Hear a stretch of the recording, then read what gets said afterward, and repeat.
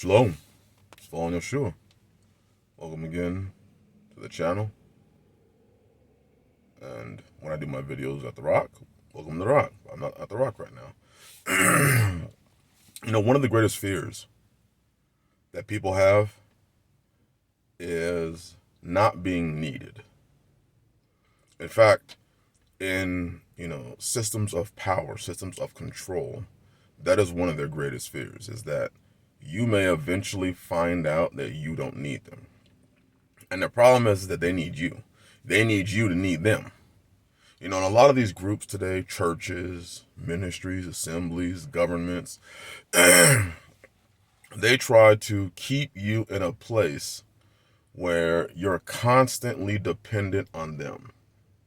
And that's really why what I call the reservation, the city, I call it the reservation now. You've heard me mention it in the channel for years. Is so important. You notice that in most reservations, they're highly controlled. They're highly regulated. There's ordinances, city ordinances, and codes, and there's all sorts of different things that the city uses as a means of controlling you.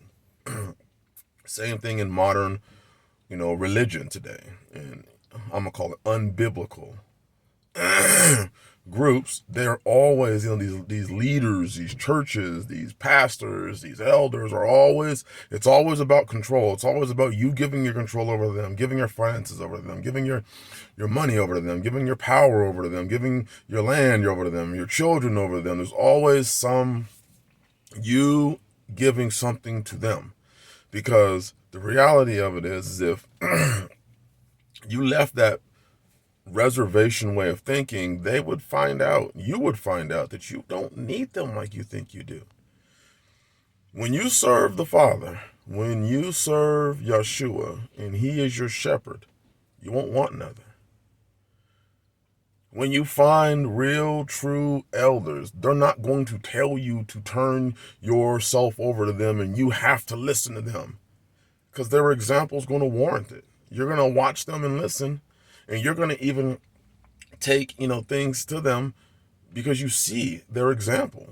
I have people who bring things to me because they see my example, let's say the gardens, whatever it may be. And there's things that if I have questions, there's only a few people that I will even listen to.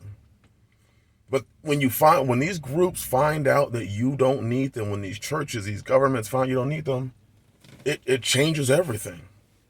And that's really one of the things about coming out of her is becoming, when I say self-sufficient, I'm not just talking about growing food. Because you understand, when you grow food, you have a less dependency on them. And, they're afraid that you're realizing, oh, I don't need you. I don't need you to produce all that food for me. Because if I'm slipping in stuff in that food, I need, let's say, to make you dumber, or to compromise your immune system. All those words you can't spell on the back of the box of, cereal you just bought. If I'm using it as a means of control, or I'm taking your money, and now you're not exchanging your money for my goods, as well as my chemicals, I'm losing control. And when people have all the money in the world that they need, they want control over people. When they have all the money that they could ever want, they want control. They just want to control you. So moving away from these systems of control, when you find out truly that you don't need them like you think you do, they will fight violently. They will do whatever they have to do to try and get you back under their control. They need you to need them. Look at all these things that are in the world today. They need you to need them. Meat, plants need you to buy their meat. They don't need you to raise your own. They need you to buy theirs. Businesses, fast food restaurants need you to live such a life that you don't cook. Fast food restaurants need you women to go and put in an unbelievable amount of hours at work and you have children. Why? because there's a high probability that on your way home from work, because you're too damn tired, you're going to stop by, Sonic's or McDonald's or a Burger King or a Jack in the Box and grab your children a meal. So they need you. They're banking on your single parent home. They're banking on it. Same with these, microwave dinner companies and all this prepackaged, made processed food. They're banking on it. They need you to need them. Car manufacturers that make these really, really fancy cars, they need you to go to work and to have the need inside of you to impress others. Makeup companies need you women to look at their commercials and to say, well, I need to look like I don't know, Queen Latifah. See, one of the greatest things for me in living this life is when it's Sister Ebony and Sister Taylor, when they came in and they realized they didn't need all the stuff that they had been investing themselves into getting. They didn't need the fake hair to look good. They looked good in their natural, beautiful hair. They didn't need pounds of makeup on and foundation. I love the foundation that they had, which is their natural complexion. They didn't need to have, Wolverine's claws on their fingernails. They didn't need all that shit. And as I've watched them grow, it's amazing to see the beauty of their growth. It obviously comes with trials and tribulations, but it's wonderful to see the beauty of it all. And the reason I'm not mentioning about Tanisha is because me and her grew together over the course of our marriage. But it was interesting, once you're out finally, to see people that are, and that's one of the most beautiful things. I love, doing these channels. I love waking people up. I love when somebody wakes up and they realize, hey, FY, what's up? I don't need all this. No, you don't. You don't. You've been told you need that because the powers that be need you to need them. But once you break free of that, those chains, once you break free of that thought process, it's a beautiful thing. I talk to many brothers, and they, they take a wife or whatever, and they talk about the beauty of seeing her change as she strips away all these things that she thought she needed.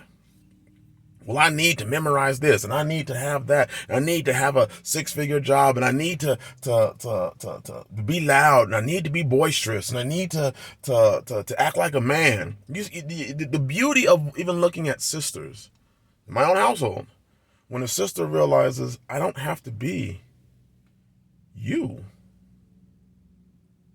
No, you don't. I don't have to think like you do.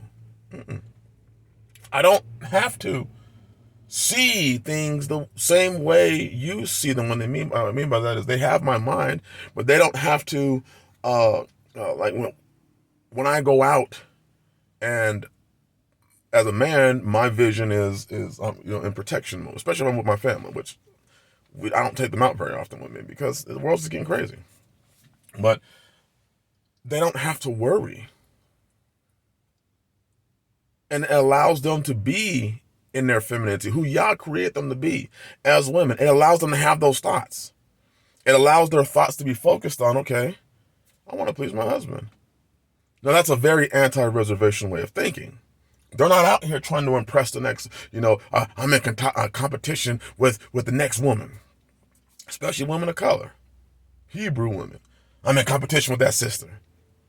I ain't got to worry about that, and they don't have to worry about that. That's one of the reasons why we're out here.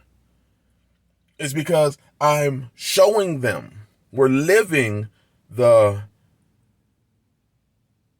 you're finding out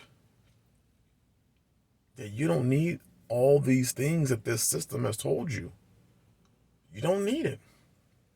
And the system is going to get angry. And people are going to get angry. People who are dependent on the system are going to be angry because they need the system.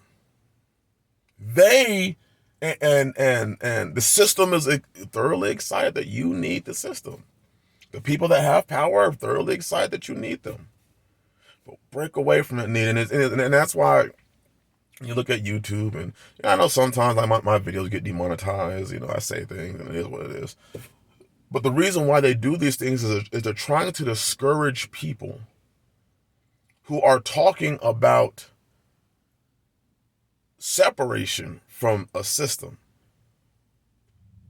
Learn that you don't need them like you think you do.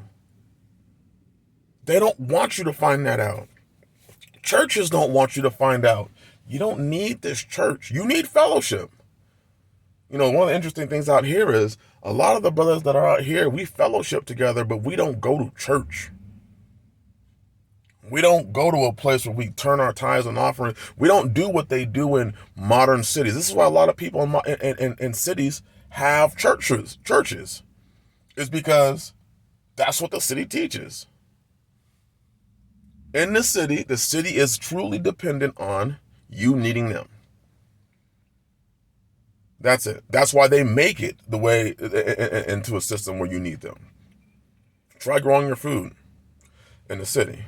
Try having some goats or sheep, cows, chickens in the city. They have ordinances that don't let you. Noise ordinances. Some cities people get away with having hens, but they can't have roosters. Definitely you're not going to get away with goats usually, or sheep. Not enough space. Definitely not a cow. In fact, how many places in your major metropolitan city do you know that sell round bales of hay? How many people, have trailers in your modern city? Trailers, I'm talking about for hauling things. Not many. So it's all organized because they want you to need them. So what I'm suggesting to you is break away from that. These people that, want to be needed, they have to be needed. They realize that if they're not needed, they're going to become obsolete. They're going to be deleted. So they always, if you leave this church, if you leave this group, you're going to hell, because they're afraid that you won't need them. I would suggest that you break away from the system as much as you can. Learn that you don't need them like you think you do. And if we did that, especially those of us in this faith, if we did that, we could truly come out of her. We could truly live this life without a complete dependence on it. And ask yourself the question: how much do you need them? How much do you need church? How much do you need the system? How much do you need your food production? How much do you need? How much do you need? How much do you need? And what would it look like if you broke away from it all and you didn't need them? You stopped giving them your attention and your money and your resources and your time. And you started pouring that into yourself and your family. Look at how much growth you'd have in every way. Something to think about. Bless y'all. Let me get in and take care of this business. Shalom.